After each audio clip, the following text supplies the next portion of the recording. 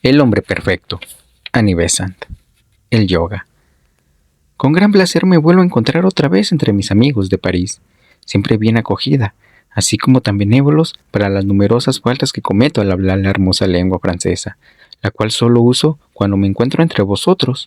Durante estos 3 días me impongo una tarea bastante difícil de cumplir. En efecto, debo hablaros de lo que se llama el yoga.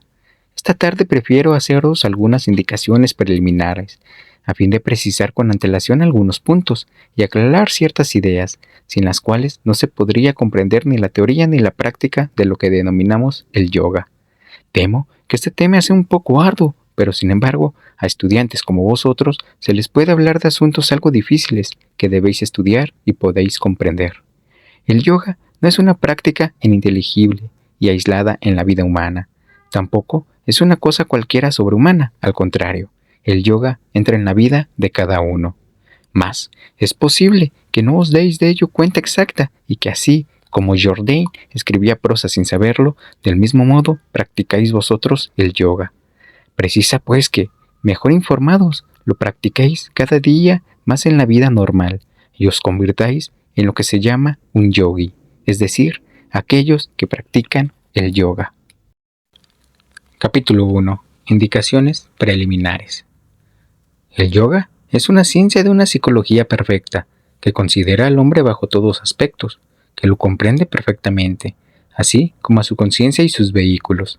No es solamente una ciencia de la conciencia abstracta, sino también una ciencia de la inteligencia que funciona en todo nuestro ser. Para aprender el yoga, es preciso comprender los cuerpos así como la conciencia, mirar al hombre como una unidad a pesar de la diversidad de los elementos que lo integran. El yo se expresa por medio de la materia que lo envuelve, y no se puede separar este yo de sus materiales envolturas, así como no se pueden separar a esas envolturas del yo. El hombre es una unidad y como tal debemos mirarlo. Así el yoga, ciencia, como hemos dicho, de una psicología perfecta, es solamente la aplicación en el individuo de las leyes ordinarias que rigen la evolución de la conciencia y de los cuerpos, una consonante y racional aplicación de estas leyes. Si podéis comprender las leyes de la evolución de la conciencia y de la materia que lo envuelve, entonces podréis comprender el yoga. En lo concerniente a esta manera de ver al hombre, se encuentra en la India una inmensa literatura.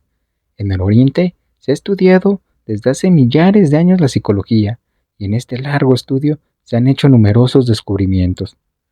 Todas las personas cultas conocen lo que llamamos los 10 grandes Upanishads. Estos han sido traducidos en todas las lenguas, pero en Occidente ignoran muchos, puesto que no han sido traducidos. Lo que son los Upanishads menores, en los cuales se encuentran revelados por medio de símbolos, en imágenes, en alegorías, la ciencia oculta del mundo exterior, así como la del mundo interior del hombre.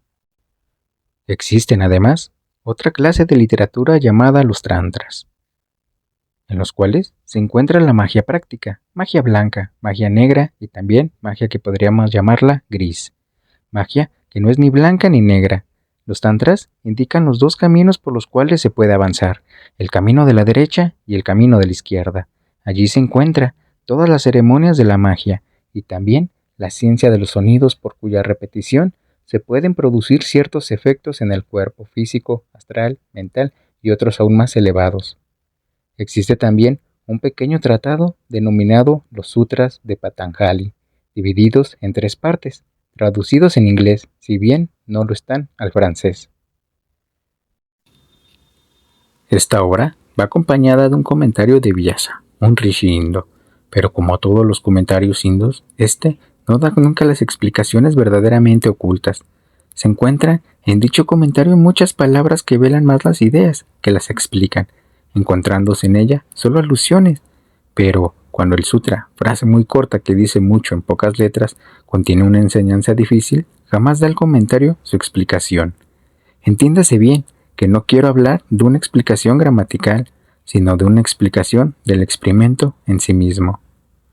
En la traducción que yo hago ahora de los sutras, tengo la intención de dar estas explicaciones de que acabo de hablar. En efecto, estas máximas o proverbios constituyen otros tantos títulos de discursos que el discípulo había notado, contentándose para el resto con escuchar las explicaciones orales de estos por el maestro. Vyasa conocía ciertamente las experiencias del yoga, pero no siempre las explicaba. Los sutras contienen algunos términos de los cuales hablaré en mi segunda conferencia, que se pueden traducir fácilmente como experimentos que, si se tiene alguna práctica, pueden reconocerse entre las experiencias de los místicos, ya sean de Oriente, ya sean de Occidente, y que pueden ser comprendidas cuando se ha estudiado la teosofía, que habla de estas cosas de una manera más clara. Así pues, en esta traducción que yo hago con ayuda de uno de mis amigos de Oriente, hacemos también un comentario teosófico que explicará el comentario de Vyasa, así como los mismos sutras. Gracias a esta traducción, podrán sacar los estudiantes de los sutras informaciones más precisas que las que se han podido sacar de estos hasta el presente. Los Upanishads menores son en número de 108, en cuanto a los tantras, su número es inmenso. Algunos son buenos, otros son malos, pero todos son peligrosos, puesto que se emplean palabras que, para vosotros y para mí, pueden designar una parte del cuerpo, pero se refieren, sin embargo, a partes de otros cuerpos, cuerpo astral o cuerpo mental. Y si alguien tuviera tentado de comenzar las prácticas indicadas por los tantras sobre los órganos del cuerpo físico, se desarrollarían, en general, enfermedades nerviosas difíciles de ser curadas. Leer los tantras sin preceptor es una cosa peligrosa. Si, por el contrario, son estudiados bajo la dirección de un maestro que posea el conocimiento de las cosas, se pueden sacar ellos indicaciones verdaderamente útiles para el yoga. He aquí el peligro muy frecuente que ofrecen cuando se estudian sin maestro los tantras. He visto a menudo en la India hombres que venían a encontrarme y me decían: tengo tal dolor en el vientre o en otro órgano cualquiera. ¿Qué debo hacer para curarme? Siempre respondían a mis preguntas que habían seguido las prácticas de los tantras. Era muy difícil restablecer su destruida salud por las prácticas físicas. No leáis, pues, los tantras, aunque estos sean traducidos. Al decir que no los leáis, quiero decir que no practiquéis lo que estos indican. Leedlos, si queréis, a título de enseñanza. Son en verdad interesantes, pero no los practiquéis, sino una explicación aclaratoria. Va en ello la salud de vuestro cuerpo físico. Prescindiendo de la literatura acerca de este asunto, seguiré ahora hablando de los sutras de Patanjali, de los cuales he sacado las ideas que deseo exponeros referentes al yoga. Ante todo, insisto una vez más en la idea de que el yoga es una ciencia y no una práctica religiosa. No es la plegaria, ni tampoco la abnegación o el altruismo. El yogi puede utilizar estos últimos, pero solamente como un medio. El yoga es una ciencia, y aquel que no se interese por la ciencia, no se interesa por el yoga.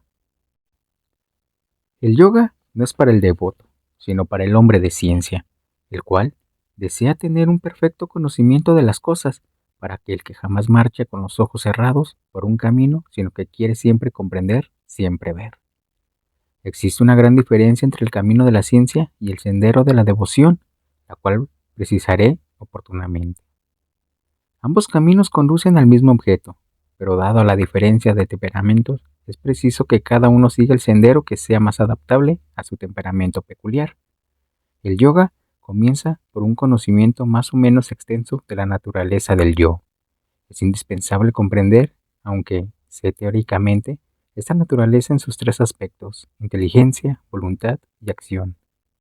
Es preciso comprender que el yoga se adapta a la inteligencia denominada en sánscrito chit, inteligencia abstracta, universal, de la cual es un reflejo la mente humana, puesto que reproducimos en pequeño todo cuanto existe en el yo universal.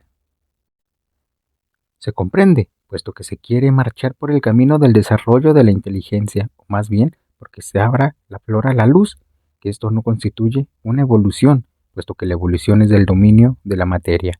El yo revela sus poderes, manifiesta todo cuanto hay en él. Es, pues, preciso estudiar dos cosas: el yo que se manifiesta al universo y el vehículo del yo, que se desarrolla vida tras vida. También es necesario comprender, mirando en conjunto al yo y sus vehículos, que cuando el yo expansiona y demuestra sus poderes, está en el plano de la espiritualidad, y como he dicho, este no es el solo y único camino. ¿Qué es la espiritualidad? Es la conciencia de la unidad, nada más, pero nada menos. No es el conocimiento de las cosas, ni tampoco el conocimiento del mundo exterior. No es el conocimiento objetivo, es el conocimiento de la unidad, del yo mismo. La conciencia envuelta en la materia manifiesta todos los poderes psíquicos, mas los poderes psíquicos pertenecen a la materia y no a la espiritualidad. La espiritualidad es esta conciencia de la unidad, conciencia de que solo existe un solo y único ser en todo y para todo, que no se separa absolutamente de nada, que ve al uno en todas partes, como dijo Sri Krishna: aquel que me ve en todos los objetos y a todos los objetos en mí, aquel puede ver, ve en verdad. Esto es la espiritualidad. El psiquismo es la manifestación de la conciencia por medio de la materia, y es lo mismo que estos poderes se manifiesta en la materia del cuerpo físico que en la materia del cuerpo astral o mental, pues la materia no deja de ser tal, siempre sucede lo mismo. Todos los poderes de la conciencia manifestados en la materia son psíquicos.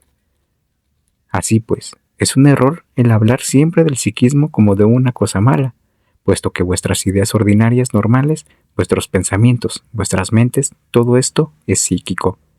No es más psíquico el ver en el plano astral que ver en el plano físico. Siempre es la percepción de los objetos, y no hay diferencia de principios entre los dos modos de ver, ni el uno ni el otro son la espiritualidad. Y, sin embargo, no deja de ser esto una confusión de que a menudo se hacen culpables los estudiantes de teosofía. Es verdad que aquellos que tienen más elevada espiritualidad poseen siempre los dones psíquicos, puesto que son dueños de la materia, pero no es completamente exacto el decir que todos los grandes psíquicos son hombres de una elevada espiritualidad. Por consiguiente, en el yoga hay dos cosas que hacer: hacer que se manifieste el yo y luego purificar y organizar la materia como envoltura, como vehículo de este yo. También se puede desarrollar la espiritualidad por otros medios, por el amor, por ejemplo, pero el método es diferente, solo el objeto es el mismo. Si quisiese representar por medio de una imagen la diferencia que existe entre el yoga y lo que se llama algunas veces el misticismo, diría que el misticismo remonta su vuelo hacia Dios en las alas del amor. Es como una gran oleada de emociones que eleva y le coloca a los pies de Dios. El yogi, por el contrario, marcha equilibrado, paso tras paso. Este recorre su camino poco a poco según sus métodos. Jamás es transportado. Él camina.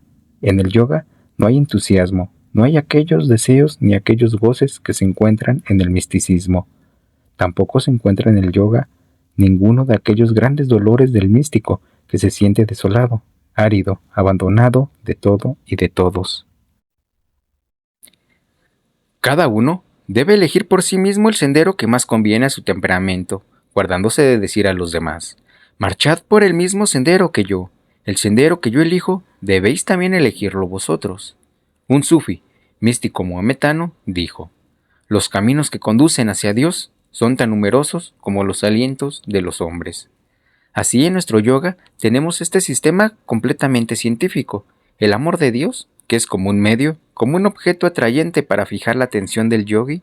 La vista contempla a Dios no como un objeto amoroso en sí mismo, sino más bien como un objeto muy atractivo, con el fin de fijar completamente la atención para refrenar la mente, en lo cual hay una gran diferencia. Para el yogi, Dios y su amor son un sendero para unirse con aquel.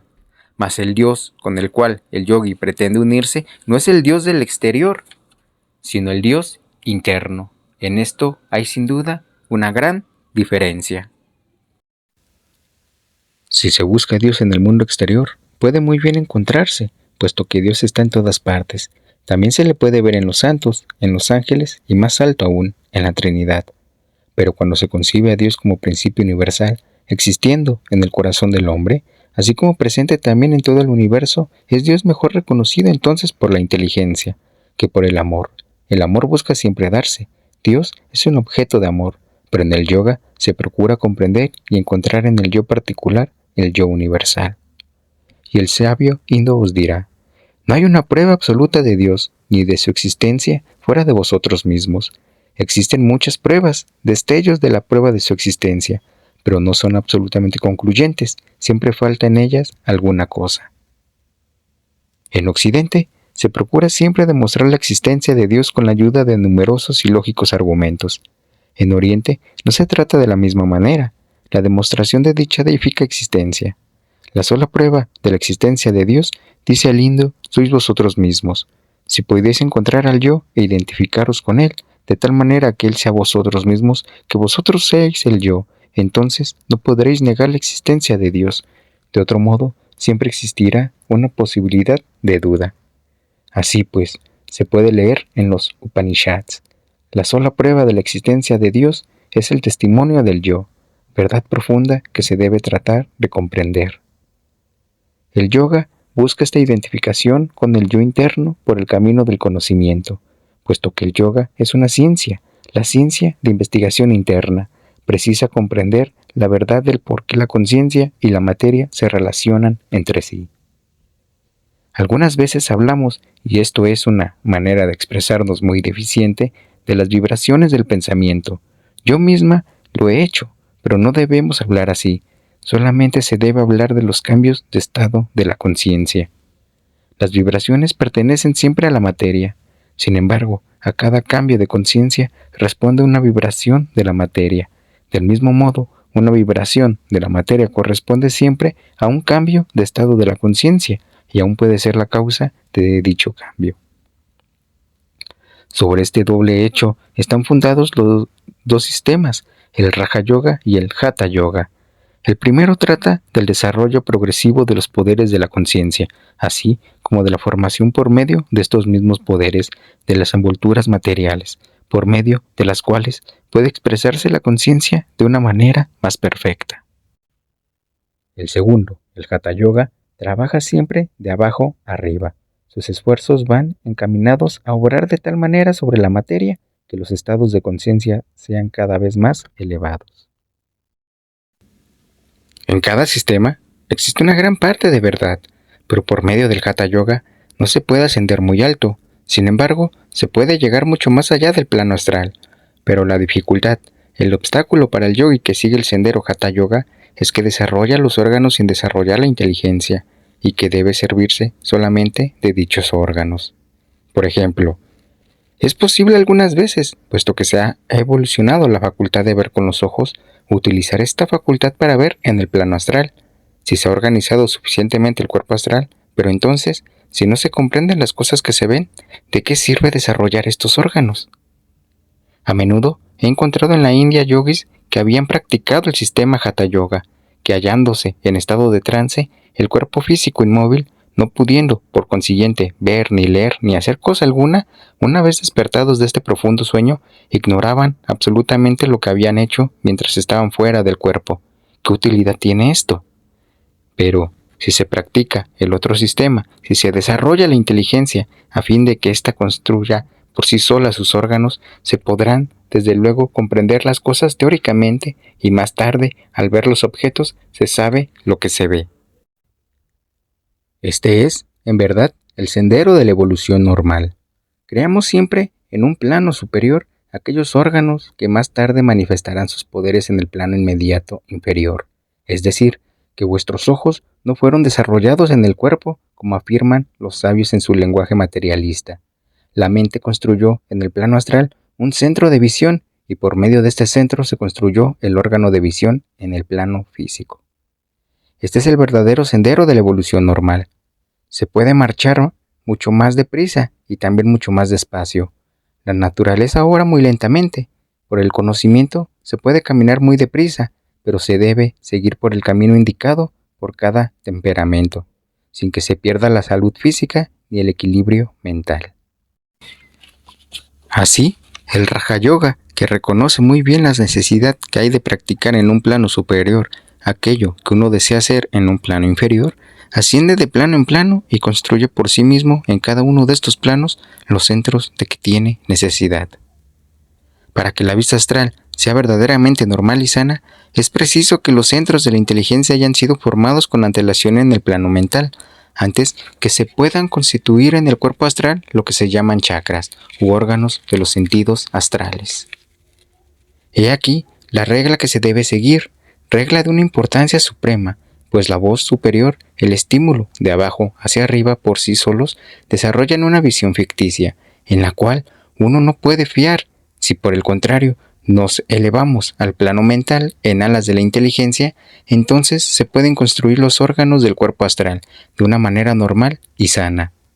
Todo esto debe ser comprendido por los teósofos y tenido siempre presente.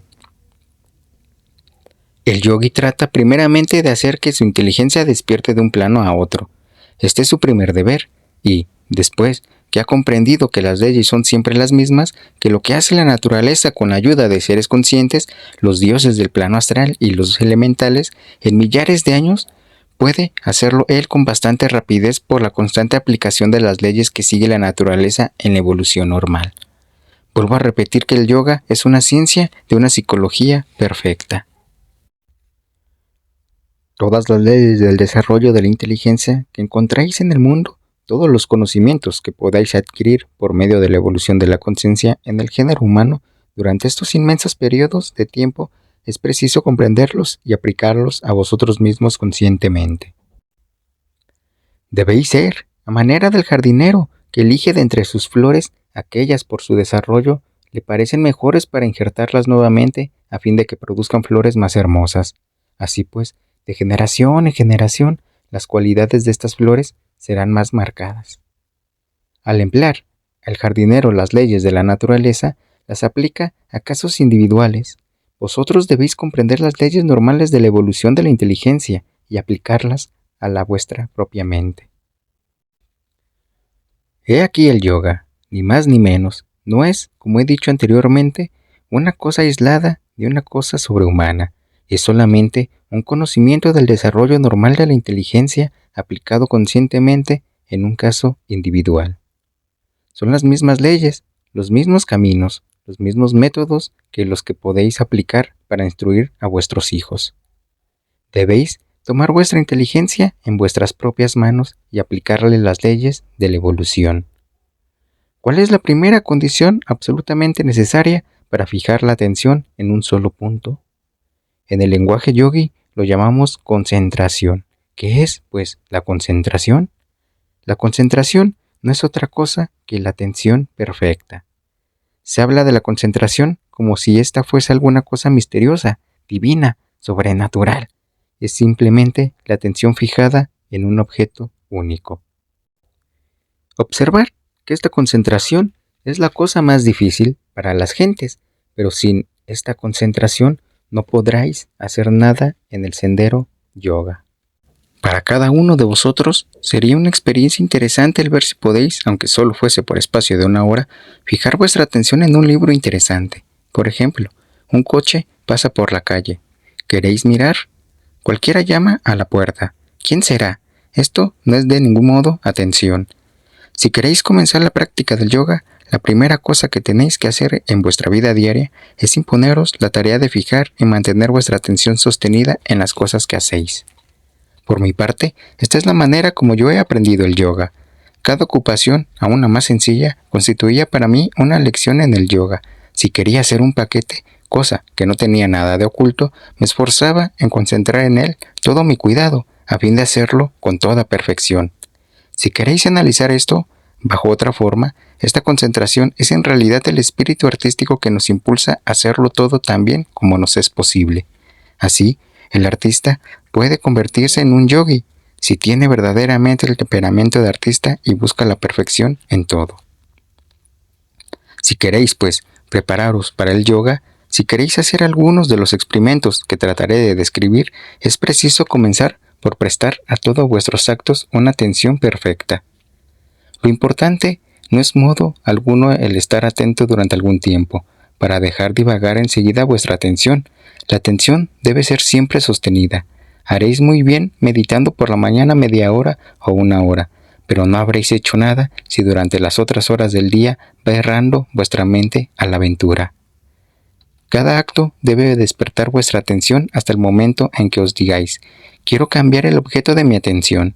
Entonces, no penséis en lo que hacéis momentos antes, sino concentrad toda vuestra atención en el nuevo objeto que os ocupa. Si hubiese aquí una sola persona capaz de prestar una perfecta atención hacia algo que deberá olvidar al congregarse a una nueva cosa, no le faltaría más que un muy pequeño esfuerzo para convertirse en un yogi. Lo mismo es para vosotros que para el niño que aprende sus lecciones, al cual recomendáis esté atento, que no mire como vuelan las moscas, que no escuche lo que se dice a sus alrededor. Sería una gran cosa al llegar a conseguir que los niños pudiesen aprender sus lecciones en medio de un torbellino de ruidos.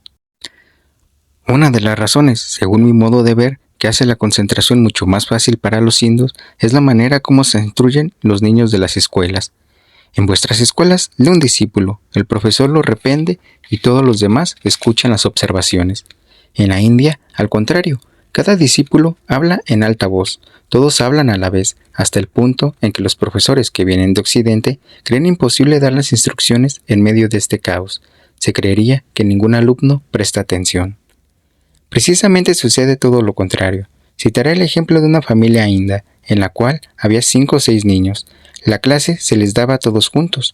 Uno de ellos leía inglés, el otro sánscrito, un tercero estudiaba aritmética. Todos estudiaban en alta voz.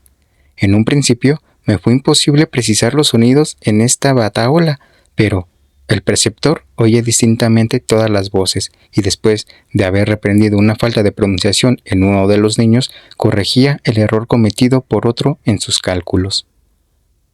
Yo he tenido la ventaja de tener por institutriz una mujer original, la cual empleaba estos métodos.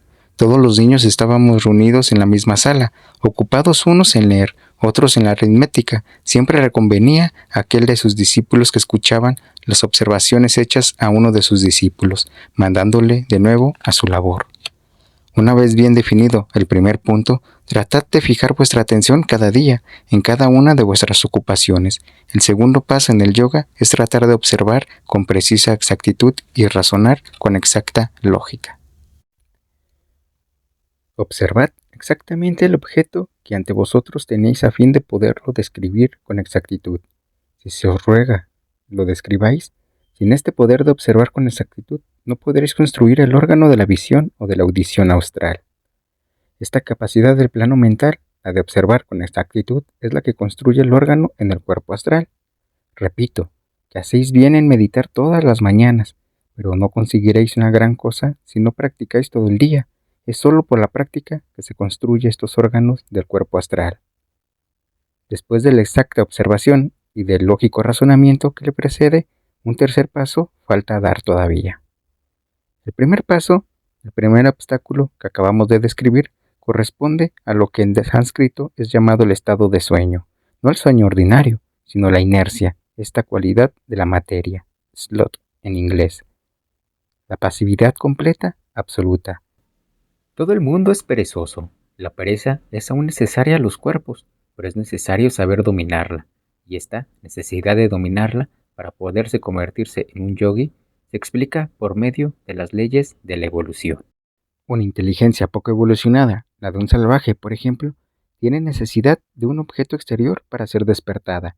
Aquellos de vuestros conciudadanos que encontráis en las calles y que estén pocos evolucionados, buscan siempre sensaciones nuevas, bien sea por medio del oído o bien por medio de la vista. Cuando les faltan estas sensaciones, duermen.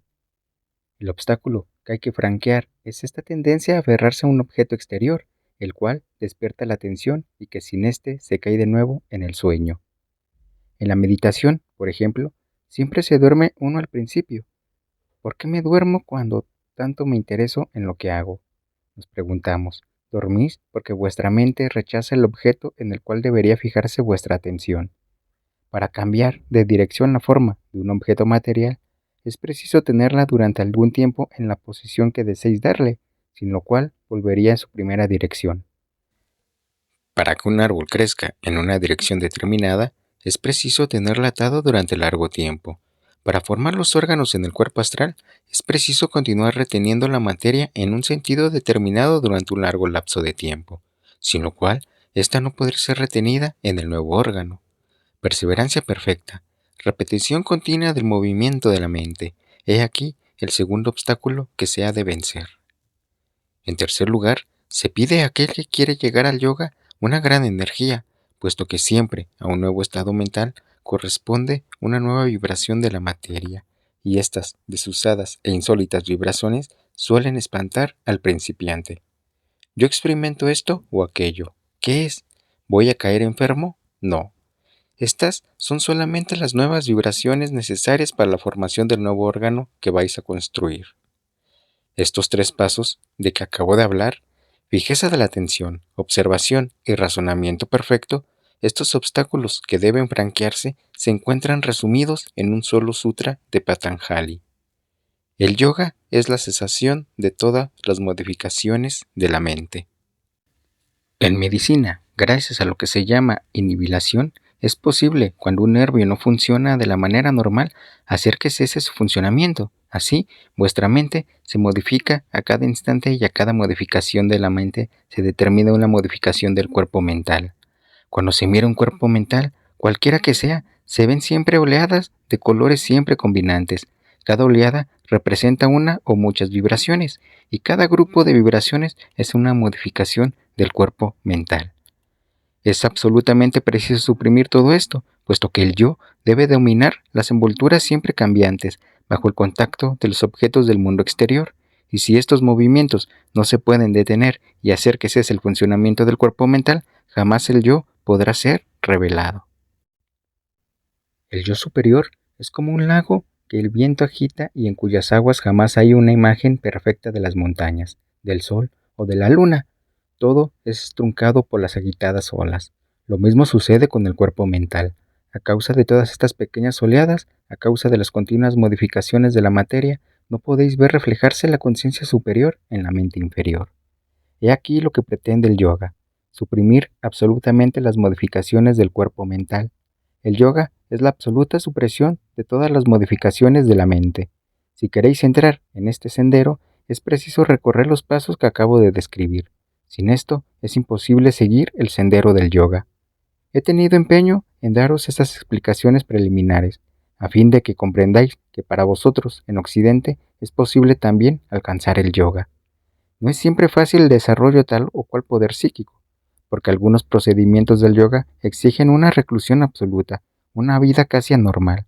Pero lo más importante del yoga es el dominio completo de la mente, aquella que equivocadamente creéis que es el yo superior a la inteligencia más elevada. Todo esto puede ser practicado a cada instante en la vida de este mundo. Si no comenzáis de esta manera, si vuestra práctica no es continua y de todos los instantes, si no seguís las reglas preliminares del yoga que he enumerado, jamás os será posible comenzar en esta vida lo que llama la verdadera práctica del yoga, que describiré en mi segunda conferencia. Hermanos, hermanas del caminar consciente, de esta manera terminamos la lectura del Hombre Perfecto de Annie Besant, el capítulo 1.